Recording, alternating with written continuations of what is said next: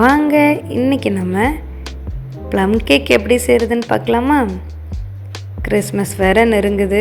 கண்டிப்பாக எல்லோரும் உங்கள் வீட்டில் இதை செஞ்சு பாருங்கள். சின்ன பிள்ளைகளெல்லாம் வீட்டில் பக்கத்து வீட்டில் இருக்கிறவங்கலாம் நமக்கு கிறிஸ்மஸ் கேக் தருவாங்க. இப்போல்லாம் சிட்டியில் யாரும் தர்றதே இல்லைங்க. நான் அதை ரொம்ப மிஸ் பண்ணுறேன்.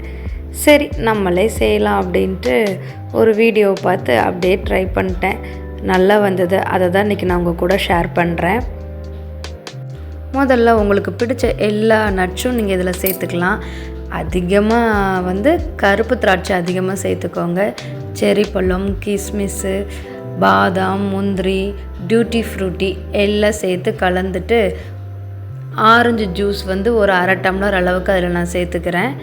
இது நல்லா ஊறட்டும். இதெல்லாம் நம்ம மொதல் நாளே ஊற வச்சுக்கலாம். நெக்ஸ்ட் டே கேக் செய்ய ஆரம்பிச்சிடலாமா? அதுக்கு ஒரு பேனில் ஒரு 1/4 கப் அளவுக்கு சுகர் சேர்த்துக்கோங்க. அதில் கொஞ்சமாக தண்ணி சேர்த்துட்டு ஸ்டவ்வை சிம்லே வச்சுக்கோங்க. ஏன்னா இந்த சுகர் உங்களுக்கு அப்படியே ப்ரௌன் கலர் மாறி இந்த மாதிரி கேரமலைஸ்ட் ஆகணும். அப்போ தான் அந்த கேக்குக்கு ஒரு ஃப்ளேவரும் வரும், கேக்குக்கு கலரும் உங்களுக்கு கிடைக்குங்க. அதனால தான் நம்ம இப்போ இதில் கொஞ்சமாக தண்ணி சேர்த்துக்கோங்க, ஒரு அரை கப் அளவுக்கு. இப்போ கெட்டியாக இருக்கிற அந்த சுகர் பார்த்திங்களா, இது அப்படியே இன்னுமே நல்லா கரைஞ்சிடணும். கரைஞ்சதுக்கப்புறம் அதை அப்படியே நம்ம ஆற வச்சிடலாம். ஒரு பாத்திரத்தில் மாற்றி வச்சுக்கோங்க. இப்போ இன்னொரு பவுலில் நம்ம ட்ரை இன்க்ரீடியன்ட்ஸ் எல்லாமே நம்ம சேர்த்துக்கலாம். ஒரு கப் அளவுக்கு மைதா மாவு சேர்த்துக்கிறேன். இங்கே பாருங்கள், கோகோ பவுடர் அது ஒரு 2 ஸ்பூன் அளவுக்கு சேர்த்துக்கோங்க. அப்புறமா ஒரு அரை டீஸ்பூன் அளவுக்கு பேக்கிங் சோடா, 1 டீஸ்பூன் அளவுக்கு பேக்கிங் பவுடர், ஒரே ஒரு பிஞ்ச் அளவுக்கு சால்ட்டு எல்லாம் சேர்த்துட்டு இந்த மாதிரி நல்லா சலித்து எடுத்துக்கோங்க. நல்லா சலிச்சாதான் கேக் நல்லா சாஃப்டாக வரும். இப்போ ஒரு மிக்ஸி ஜாரில் நம்ம ஒரு அரை கப் அளவுக்கு சுகர் சேர்த்துக்கலாம். பட்டை, கிராம்பு, ஏலக்காய் சேர்த்துட்டு இந்த மாதிரி நல்லா பவுட்ரு பண்ணி எடுத்துக்கோங்க.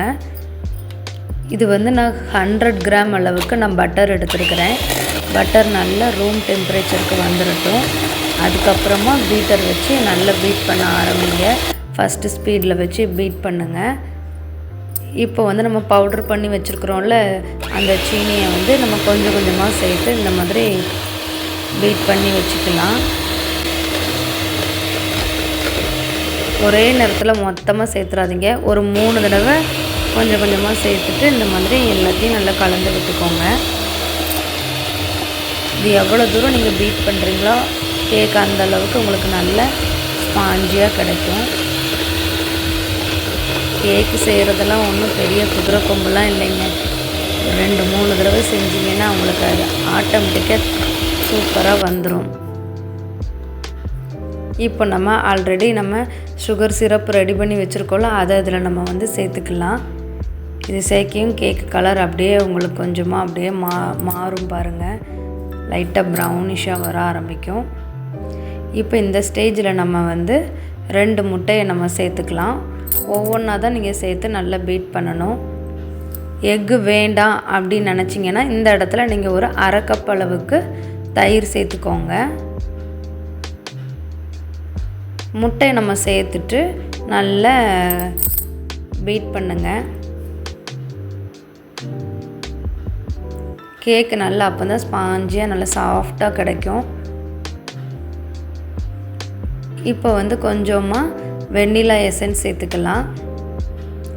அப்புறம் நம்ம ஆல்ரெடி மாவு எல்லாம் இந்த மாதிரி சலித்து வச்சுருக்கோம்ல, மைதா மாவு, அதை அப்படியே அதையும் இதில் கொஞ்சம் கொஞ்சமாக சேர்த்து கட் ஃபோல்டு மெத்தடில் இந்த மாதிரி மெதுவாக கலந்து விடுங்க. பொறுமையாக, வேகமாக கலக்கணுங்கன்னா உங்களுக்கு சரியாக வராது. முட்டை எல்லாம் செய்யணும்னா தயிர் மட்டும் தான். மற்றபடி எல்லா ஸ்டெப்புமே சேமாக தான் உங்களுக்கு இருக்கும். எல்லா இன்க்ரீடியன்ட்ஸும் நீங்கள் சேமாக சேர்த்துக்கலாம். அவ்வளோதான். எல்லா மாவையும் நம்ம கலந்தாச்சு. பொறுமையாக இந்த மாதிரி நல்லா கலந்து விடுங்க. வேகமாக கலக்குனிங்கன்னா உங்களுக்கு கேக் சாஃப்டாக வராதுங்க.